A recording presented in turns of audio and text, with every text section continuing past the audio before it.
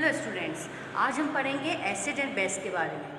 अब सब जानते हैं कि एसिड कैसे होते हैं, खट्टे होते हैं स्वाद में, they are sour in taste, और बेसिस कैसे होते हैं, बिटर इन टेस्ट। तो हम आज इसकी सारी प्रॉपर्टीज़ के बारे में जानेंगे और कौन कौन से एसिड्स प्रेजेंट होते हैं उसके बारे में जानेंगे।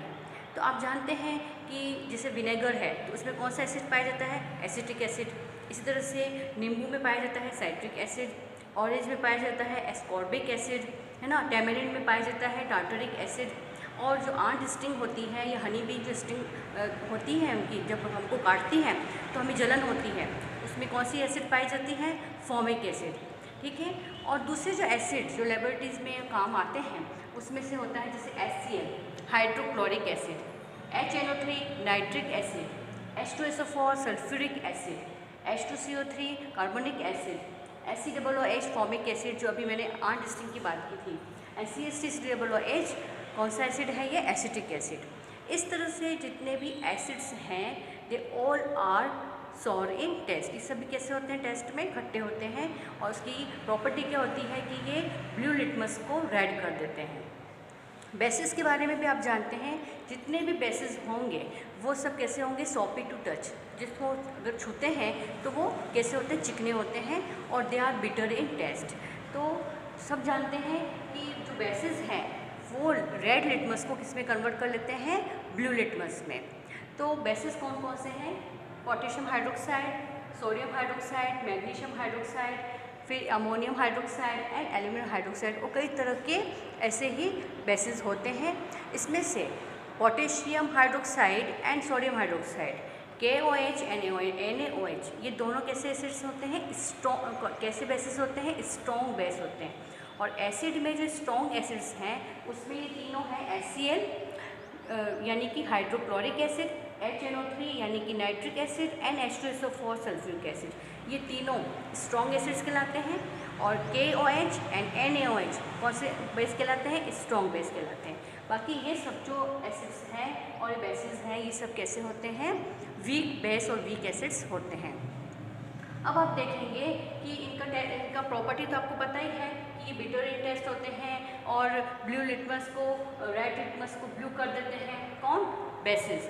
और एसिड का भी आपको ये वाली प्रॉपर्टी पता ही है कि टेस्ट में सॉर होते हैं और ब्लू लिटमस को रेड कर देते हैं। इसके अलावा इसकी कुछ और प्रॉपर्टीज़ भी होती है, जैसे कि एसिड जो होते हैं जब भी मेटल से रिएक्शन करेंगे, अगर कोई मेटल है जैसे जिंक है, जिंक के ऊपर आपने H2SO4 डाला तो उसमें से कौन सी गैस लिबरेट होगी, हाइड्रोजन गैस। इसी तरह से बेसिस के ऊपर, बेसिस भी मेटल से रिएक्शन करते हैं तो हाइड्रोजन गैस लिबरेट करते हैं।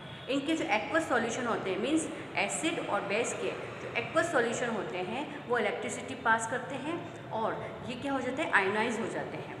इसी तरह से इसको इलेक्ट्रिसिटी में मतलब यूज़ किया जाता है क्योंकि इलेक्ट्रोलाइट के रूप में काम में लिए जाते हैं। इसी तरह से कई एसिड हैं और कई बेसिस हैं जो हमारे डेली यूज़ में काम में लिए जाते हैं। अब हम देखेंगे कि एसिड और बेस की कई सारी डेफिनेशंस दी गई। तो सबसे पहले आर्नियस ने 1887 में एक डेफिनेशन दी थी।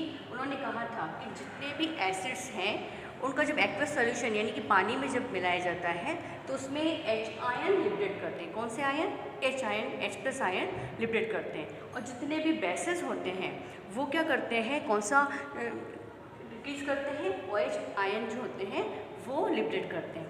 तो आप देखेंगे जैसे HCl है, इसके जो बनेंगे तो H+ ion and chloride ion बनेगा। इसी तरह से पोटेशियम हाइड्रोक्साइड है तो उसमें KNOH मिलेगा। तो आप ये याद रखेंगे कि आर्नियस ने क्या थ्योरी दी थी कि जितने भी एसिड्स हैं वो एक्वस सॉल्यूशन में H+ आयन एंड जो बेसिस हैं वो एक्वस सॉल्यूशन में OH- आयन देते हैं।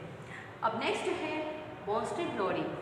बॉन्स्टेड और लोरी इन दोनों साइंटिस्ट ने एक और थ्योरी दी थी कि acids are proton donor. Acids जितने भी होते हैं वो प्रोटॉन डोनर होते हैं, प्रोटॉन को डोनेट करते हैं एंड बेसिस उस प्रोटॉन को एक्सेप्ट करते हैं। तो क्या हुआ, acids are proton donor and bases are proton receptor. इसी तरह से थर्ड जो थ्योरी थी लुईस ने दी थी, लुईस ने कहा था कि acid are substance which accept electron pair, accept करते हैं इलेक्ट्रॉन पेयर को, और बेसिस जो होते हैं वो इलेक्ट्रॉन पेयर्स को डोनेट करते हैं, डोनर होते हैं। तो इस तरह से इन तीनों ने थ्योरीज दी थी।